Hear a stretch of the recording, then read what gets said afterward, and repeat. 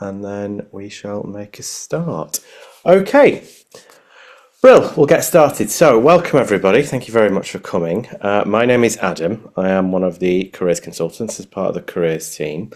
The session today is going to take between half an hour and 45 minutes, something like that. You'll see that you've all come in muted. If you aren't muted, I can ask you please just mute yourselves to make sure there's no crosstalk. If you do have any questions as we go through, please feel free to put them in the chat and I'll answer as we go. There'll be at various points where I just take a pause and answer any questions that have come in. Might not get to them straight away, just to make you aware. Okay, so in this session, we're going to be talking about getting started with your career. First thing I want you all to do, if you can please, I've just put a QR code on the screen. I will give you a minute or so just to scan that. This will enable you to basically register your attendance so that you can get the slides. If you don't do this, then I'm afraid you won't be able to get the slides because it's the only way we can send them through. If you're not able to do this, I will show an email address at the end of the session so that you can email and then get the slides that way. But try and do it this way first. I'll just give you 30 seconds more to do the QR code.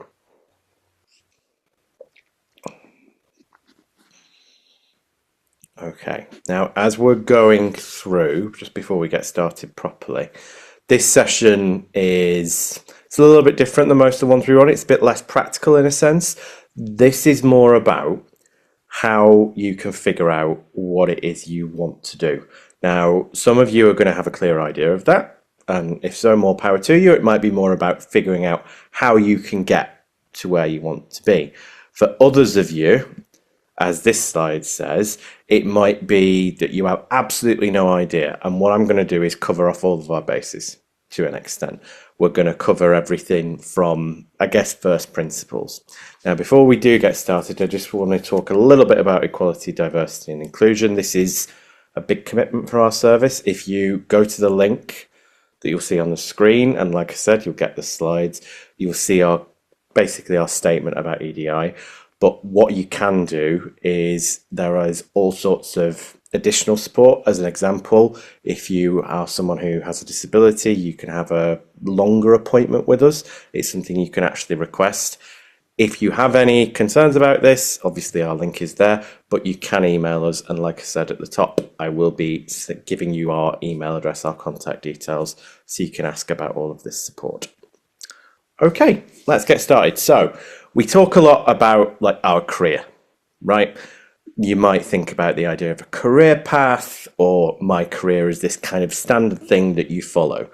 The reality is it's not quite like that. So on the screen, you'll see a representation of my career, just as a sort of starter for 10. So I go to university. After that, it took me about a year to figure out what it was I wanted to do. It was quite challenging. Lots of people find it quite challenging to figure out what it is they want and then get there. After that, I got a role in what was called executive search, which is recruitment, basically. Ended up hating it, but figured out, all right, from this, I'm kind of good at certain things, talking to people, helping them figure out what job they want, if the job is the right thing for them. That leads you to careers advice. This whole process took a period of about 5 years for me. Might be completely different for you. Might take no more than 6 months. Might take longer. I've known people that, get to the age of 32 and then only find out that actually this is what they want. I've met people that got what they thought was their dream job. One person I know is working at the BBC and then got that, thought, fantastic, I'm sold, I'm set for life. And it turned out not to be what they wanted. The career path, such as it is, might be quite linear, but most people don't have that linear career path, and that's absolutely fine. One of my favorite quotes about a career path is that a career path is basically like crazy paving, and you have to pave it yourself. It doesn't make sense to anybody but you. All this is to say that when you're thinking about your career, it's really, I guess, common to think of, right, what's my next step? And I have to lay these steps out in a very logical order. That might be the case for you, but it might not be. And either way is okay. The thing to think about is have a clear idea of what it is you want, what motivates you. And that more or less, is what we will be talking about in this session. Now, we talk quite a lot about career planning, which is something that turns a lot of people off, quite understandably. When I talk about career planning, these are, I guess, the 4 stages I talk about. Knowing yourself, which is that self-awareness piece, which is probably the most important part. Exploring your options, knowing what they are, and then thinking, what is it you actually want to do? Making some decisions, which for me is more about research than anything else, and then taking action. Now, you might have done some of that. You might be at the start of this process. And just because I've laid them out in that order doesn't mean they're the ones you need to do or that you have to tackle them in that order. It is completely up to you and very open. So don't think there is a sort of structure or a path that you have to follow. And if you have some ideas but not others, then you're stuck. It doesn't work that way at all. Okay? So let's get on in terms of knowing yourself. Like I said at the top, this is probably the most important part. And if you spend quite a lot of time thinking about yourself, what you want, what you're good at, that's time well spent, because it's something that a lot of people skip and it is quite challenging. So when I am going backwards. When I talk about knowing yourself, I'm thinking more about, are you able to ask yourself questions? What is it you actually want? Do you have maybe not a very clear defined goal, but do you have a direction, right? Do you understand what you like and what you don't like about work in general? Do you know what you're good at? That's an easy thing to ask. It's a very difficult thing to say.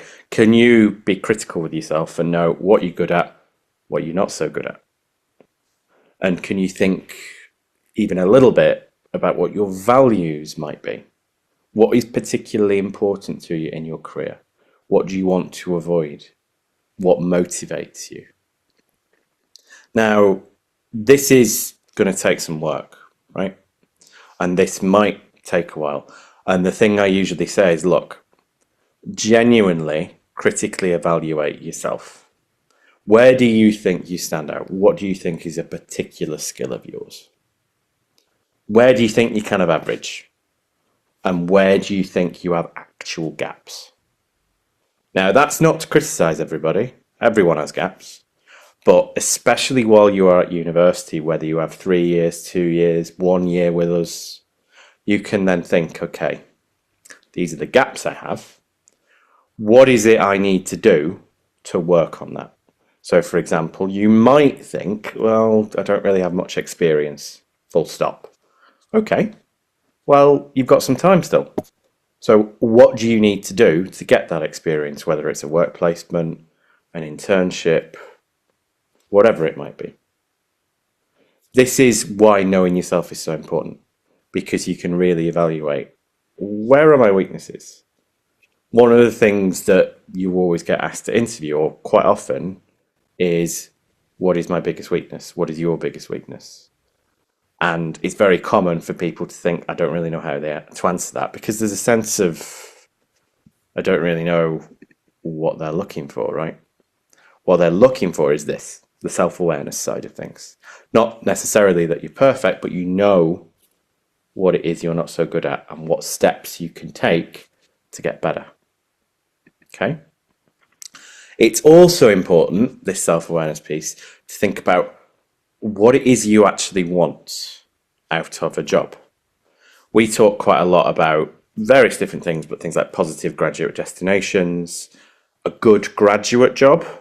We get asked a lot about, I want a really good job. How do I get a really good job? I always stop people there and say to them, well, what's a really good job to you? Because what that is to you and what it is to me or any of your friends might be very different. For some people, they are completely motivated by cold hard cash, the money side of things. And that's great. Go with God. For other people, they're not that bothered about the money. It's more about learning new things or travel. Some people, they really don't want to travel and it's all about location. Now, that's not to say that any of this is good or bad. What it would be worthwhile doing, and I will send you these in the slides, is if you just get a sort of a representation of it. Rank yourselves along some of these criteria to figure out what actually is important. Do you want to be working with people, as an example? Or do you want to avoid that like the plague? And do you really not want to work with people? You really want to work by yourself? This can give you an idea of what to actually look for in a job. So if you're at that point where you have no idea what you want to do, okay, let's look at what we really don't want to do. That will get us started. Or let's look at what you really want in whatever job you end up doing. What do you really want to do? What are you good at that you want to be able to do on a regular basis? I know it's very abstract, right? And I'm talking about thinking about things rather than doing them, but actually taking the time to think about these things will set you up really well when it comes to the research, making some decisions. Really helps. I'm just going to take a brief pause there before we go into options. Does anybody have any questions? If so, please feel free, just put something in the chat. I will give you, let's say, 30 seconds just to write something out. And if not, we'll move on.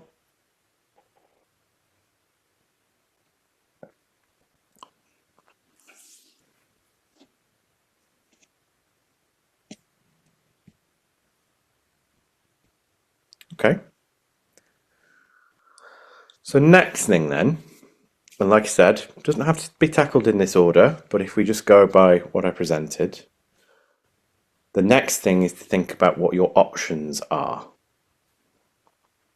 Okay, we do have one question. What's my advice to someone who finds it hard to recognize what exactly they are good at? That's a very good question.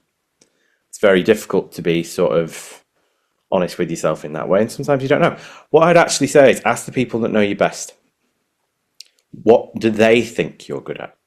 And actually take on board what they say, because it's really easy. I do it all the time, and I know lots of people that do it. You'll get a compliment and think, no, that's not true.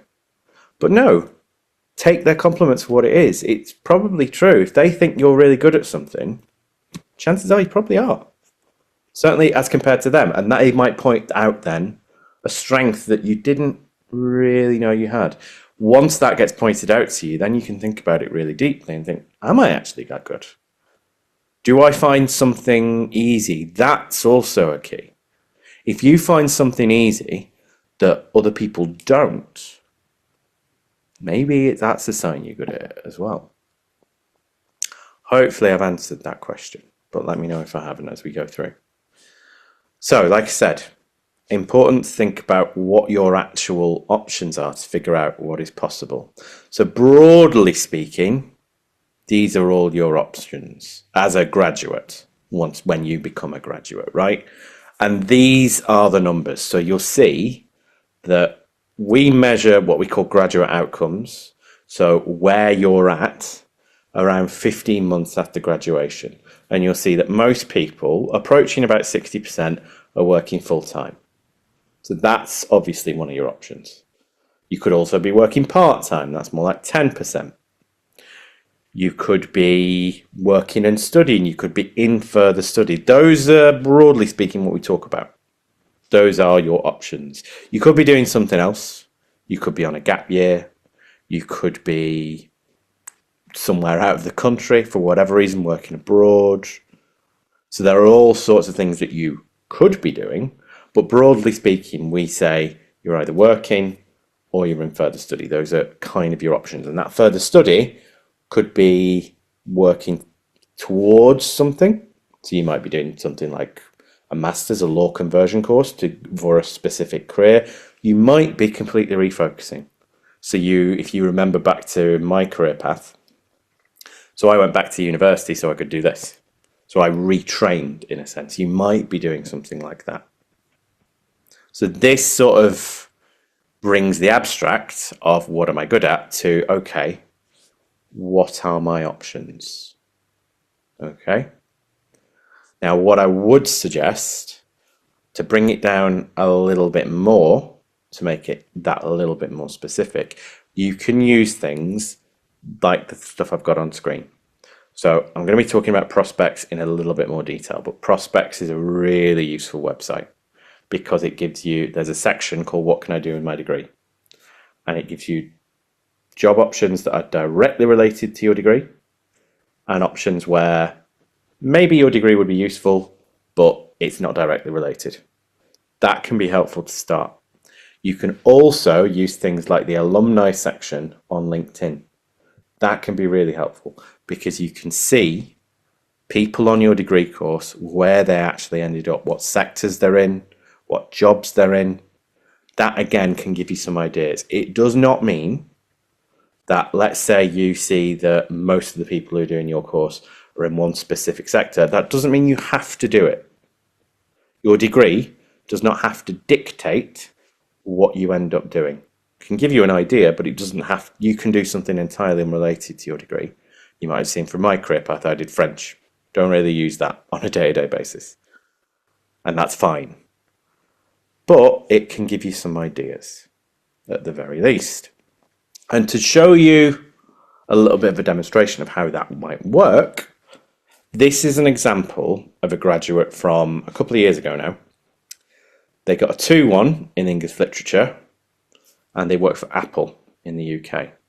What I'm going to get you guys to do, I'm going to give you a minute, and I want you to decide what this graduate does. It's one of these. I've given you, I think, 12 options there. I'm going to give you 30 seconds. What do you think this person does? What is their job title? When you've got an answer, throw it in the chat for me.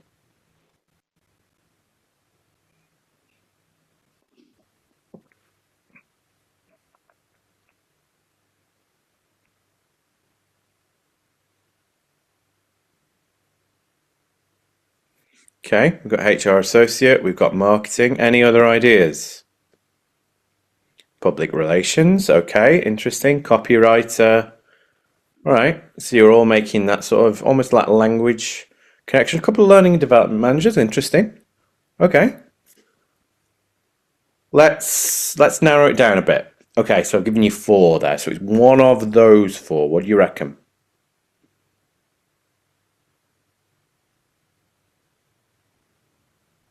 Come on, guys, be brave. What do we think?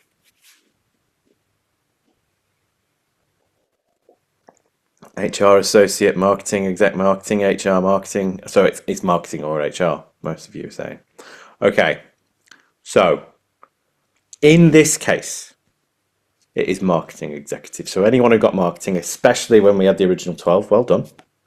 However, it is a little bit of a trick question because that person could basically have done any of these. That's the kind of the thing that I hammer all the time, right?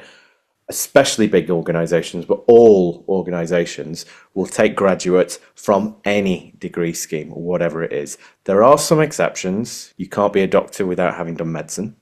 That's kind of obvious one, right? But most people can do anything, whatever their degree is. Now, you might think, and I'd have some sympathy, all right, I get learning and development, maybe, I get copywriter, definitely. How would they be a product design engineer with English literature? Which is, yeah, it's fair. Except, you don't know what else that person may have done. Outside of their degree, within their degree, they could have been part of loads of societies where product design was kind of a passion project of theirs. They could have done it outside of their studies and got really into it. They could have, I don't know, completely retrained afterwards after having graduated. Or they could have just been on a graduate scheme where graduate schemes for all sorts of companies take people with 2-1 or above in any degree. One of my favorite examples of this was someone I knew who, they're a history grad, right? And they ended up working as a broadcast journalist in the BBC. Now, there is a master's you can do in broadcast journalism. They didn't do that. They just got straight in to the BBC as a broadcast journalist. And the way they did that was through doing a ton of stuff on voluntary radio. So they were part of the radio at university, the student radio. They did loads of stuff outside of that. So their degree was very much their starting point. It was the other things that they did. That's how they found their passion. And yeah, their degree was helpful. It taught them about things like analysis, writing reports and bulletins and all that sort of stuff that helped. But it was the other stuff that they did that first helped them figure out what they wanted to do and helped them get there. So hopefully, all I'm trying to demonstrate is that thinking along the lines of your degree can be helpful, but it doesn't have to completely decide anything for you. So this is why that kind of self-knowledge bit at the top was so important. Thinking about what you're good at, what you're interested in, can really be helpful. Now, you might think, after all that, okay, maybe further study. And if so, fantastic. We have all sorts of resources. I've put a load on the screen. Things like our further study page on our careers website. Prospects can be really helpful. Find a Masters kind of does what it says. This can be really helpful. Masters and further study, really good avenue to go down. The only thing I would say about it is think about why you are doing it. Okay? And think about what that further study means to you. What will it help facilitate? Most people, they do end up doing that, and that's fantastic. It's great. And further study is one of those things that I will always sort of go to bat for. But just think very clearly about, why am I going to do this course? If you do have any questions about further study, it is something that we do cover in our one-to-one appointments, where we talk you through what it is you want to study and then the whole application process. Can't cover it in this session, but if anyone has any questions, please come and have a chat to us. Which brings us to the making decision part. Now, as I'm talking, think about what goes into making a decision. Are you the type that just does it on instinct, or do you like to have all the information beforehand? Are you the type that kind of instantly knows what you want to do and then you look for reasons after the fact, or are you the other way around and you look for reasons to do something before you do it? Both perfectly valid. The one thing I would say, especially for things like careers, is information is power. You need to be doing quite a lot of research to figure out all the sort of things I've talked about previously, what you're good at, what you want in a job, but also how different jobs work, what's involved. What is the job actually like? I used to work in a school, and it was quite interesting, the number of people that wanted to work in healthcare but didn't really understand healthcare. An example would have been, there were a lot of young women who wanted to be midwives, which actually wasn't the case. There were a lot of young women that wanted to work with children. When you explained to them what a midwife actually did, and that most of it was working with the young mother, some of their faces went white. This is why research is so important. Do you actually understand what different jobs are, what they entail? Then, and if you can add to that with a little bit more knowledge about, do you know how to get there? Do you know what skills they need? Then you can have that conversation with yourself about, do I have these skills? And if not, what do I need to do in the next year, 2 years, or however long to get there? This is why research is so powerful. Now, I'm obviously going to talk about the career service as a big thing. We have a section on our website entirely devoted to this. It's called Which Career, where we talk about loads of different career options related to the different degrees that we offer in quite a lot of detail specific to Manchester. What careers involve, how to actually get there. It's a really, really useful resource. Quite similar in some ways to Prospects. Prospects has this, but I've already mentioned the what can I do with my degree section, QR code for which is on the screen. You'll get these slides, don't panic too much if you can't do the QR code scan for whatever reason. Prospects and Which Career, they both have profiles of jobs, which give you loads of detail about what the actual job is, what to expect, things like, type of employer to target, salary, which, let's be honest, always nice to know, right? And then skills, the day-to-day, what to expect from that job. Sounds simple, but you'd be surprised what you think of a job might not necessarily be as accurate as you imagine it to be. So this level of research is really helpful once you've done all that kind of soul searching. Figure out if what you want or what you think you want actually lines up to the job title you're after. Can be super helpful. This is what a job profile looks like on Prospects. You'll see all the stuff I've talked about, so things like the day-to-day skills. But one of the reasons I like Prospects so much is if you go down to the employers section on any of the job profiles, it will tell you what sort of employers to target, so who's going to employ you for those jobs. And then right at the bottom right, it will give you specific job websites related to that job. So this is how you can then start to think, okay, this is where I want to get to. These are the things that are going to help me get there. This is why these sorts of resources are so valuable. And then think about your skills as well. This is where you might identify some gaps and how to get better. This page in particular is our skills page. We talk about transferable skills. For those of you who haven't heard that term, transferable skills are skills that you get from anything. So it might be your degree, extracurricular stuff that you can then transfer to any sorts of career. So generally we talk about soft skills like communication and teamwork, right? Teamwork's a really good example. You might be on a sports team, you might be captain of a football team, vice captain, or just a player on a football team. You get a ton of practical team working experience from something like that you can then talk about in interviews for any sort of role, whether it's related to sport or not. That's what we mean when we talk about transferable skill. Now I'm just going to finish with taking action. I'll just pause for another 30 seconds. If you do have any questions, please feel free to put it in the chat. Otherwise, I'll carry on. And then there'll be a brief sort of pause at the end where I'll answer any questions that anyone has. So if you're still typing while I carry on, please keep typing and I'll answer them at the end.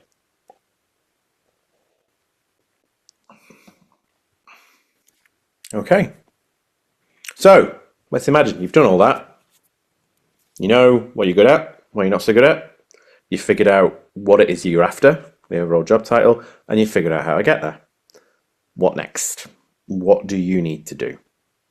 So there are all sorts of things I've talked about, things like prospects, things like which career, that's the research side of things. It can be helpful to take things like career questionnaires. I'm a little bit skeptical of some of them, but a lot of them can be really helpful.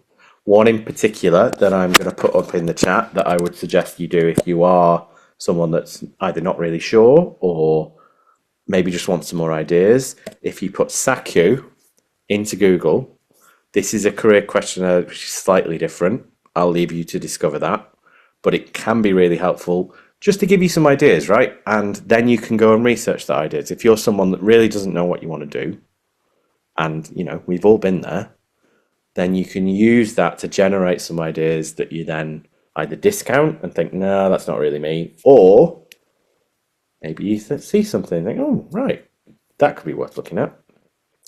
Then it can be really useful, like I've talked about, to work on that self-knowledge part. Think about what your gaps are, what you're not so good at, right? Identify those gaps. It can be really helpful to start working on a CV. This is something a lot of professionals do on a regular basis, to look at their CV. Where are they at? What do they want to improve? Then it's up to you. What can you do to either get more experience, work on those skills? Can you, or are you part of a club or a society or a sports team? Is there any more that you can do as part of that? Can you get a part-time role? If not, can you maybe do some volunteering? That would help. Basically, do as much as possible. That's how you can, develop your skills and work on your gaps, but get that sense of, oh, actually, I am pretty good at this. That's how you can answer that question. What are you good at?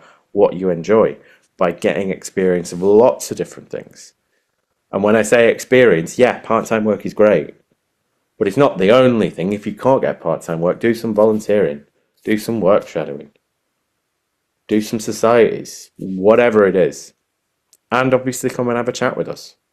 We're always here to help. Obviously, I've talked a bit about our website, the Which Career section. There's all sorts of other stuff on our website.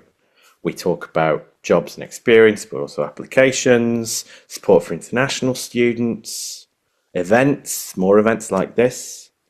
So generally what I usually say is, if you have any questions, your first port of call should be the website, where you'll find loads of information, both about the actual active information on there, but also how to get in touch with us via Career Connect. And if you do have any questions that are career related that you just want to come in and have a chat about, this is where we're at. This is the atrium in University Place. So first floor of University Place, big neon sign, can't miss it. And if you go down to the careers desk, we are open every day between 10 and 4. You do not need an appointment. Just come and have a chat.